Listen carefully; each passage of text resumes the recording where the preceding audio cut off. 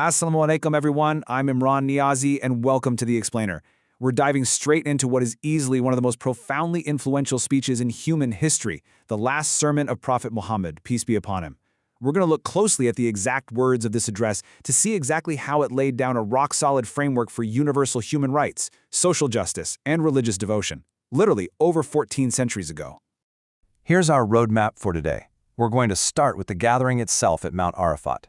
Then, we'll look at the sanctity of life and property, followed by social and economic justice, the universal equality of mankind, and finally, we'll wrap up with the final spiritual legacy. Let's get right into it. Section 1. The Gathering at Mount Arafat.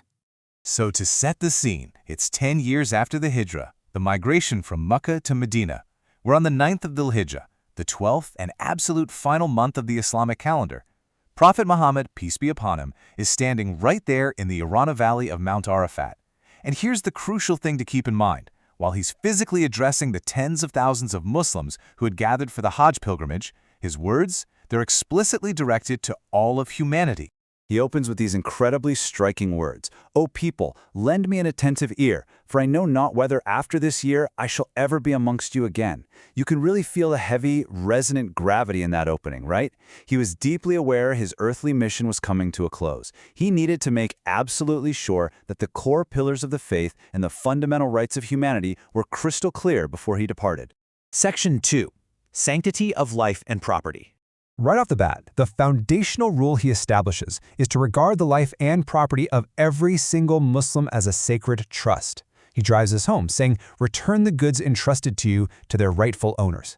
And then he sums it up with this beautifully simple, universal golden rule: hurt no one so that no one may hurt you. He reminds the crowd that they're inevitably going to meet their Lord, and every single deed is going to be accounted for. So safety, security, mutual respect, not optional. This was a divine mandate. Section 3. Social and economic justice. Now, what's truly groundbreaking about the economic reform in this sermon is how incredibly practical and immediate it was.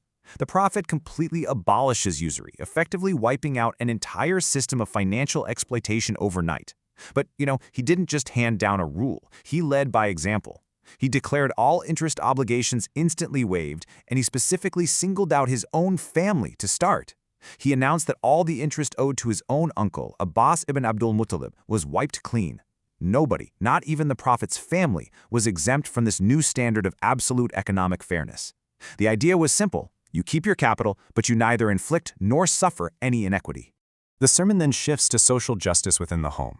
He instructs the people to treat women well and be kind to them, really emphasizing that they are partners and committed helpers. He explicitly reminds the men there that women have rights over them. He points out that wives are taken under Allah's trust, and if they abide by their mutual rights, they have the absolute right to be fed and clothed in kindness. It was a firm, highly public declaration of mutual respect, partnership, and dignity. Section 4. Universal equality of mankind. This next part is just profound. It's a total, brilliant rejection of racism and ethnic prejudice. The prophet declares that all mankind is from Adam. Because of that, an Arab has absolutely no superiority over a non-Arab, and a non-Arab has no superiority over an Arab. He goes further. A white person has no superiority over a black person, and a black person has no superiority over a white person. Think about delivering that paradigm-shifting statement to a deeply tribal society. He was completely erasing the invisible lines that divide humanity. So, you might be wondering, if race, color, and lineage don't matter, what actually does? Well, the sermon gives us the exact answer. Taqwa. Taqwa translates to piety and good action, and that is the only valid measure by which one human being is distinguished from another in the eyes of God.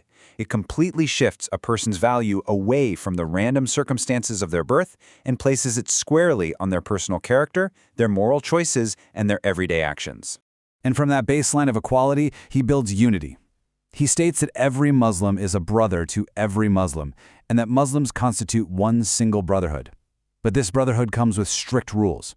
The sermon makes it clear that you cannot take anything belonging to a fellow Muslim unless it's given freely and willingly.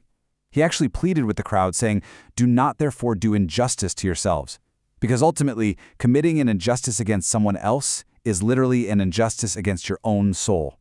Section 5. The final spiritual legacy. Okay, so to make sure the community didn't stray from the path of righteousness after he was gone, he clearly laid out their core religious duties. He instructed them to worship Allah, to say the 5 daily prayers, or salat, to fast during the month of Ramadan, to give their wealth in zakat, which is charity, and to perform hajj if they could afford it. These are the anchors. They're what keep both the individual and the entire community spiritually grounded. Then he makes this definitive theological declaration. He tells the gathered masses, "O people, no prophet or apostle will come after me, and no new faith will be born." Fully recognizing the finality of his message, he gave them the exact tools they'd need for perpetual guidance. He tells them he's leaving behind 2 things, the Quran and his Sunnah, which is his own example. And he promises them that if they hold fast to these 2 things, they'll never go astray. And with that, the beloved prophet completed his final sermon. It was right there, upon this occasion, near the summit of Arafat, that a final, monumental revelation descended. "This day have I perfected for you your faith and completed my blessings upon you, and have chosen Islam for your religion." That's from Surah Al-Ma'idah, chapter 5, verse 3. It essentially served as the divine seal on the exact message he had just delivered. Which brings us to the end of our explainer today, and I want to leave you all with a question. When we look at these principles, the immediate abolishment of economic exploitation, the enshrinement of women's rights, the absolute rejection of racial superiority, and the sacred protection of life and property, how do these historical declarations of equality and justice reflect in our modern understanding of universal human rights? It's honestly fascinating to realize that the foundational concepts of fairness and equality we're still striving for today were so clearly outlined in the Urana Valley over 1,400 years ago. Thanks so much for joining me on this deep dive. Keep learning and keep reflecting.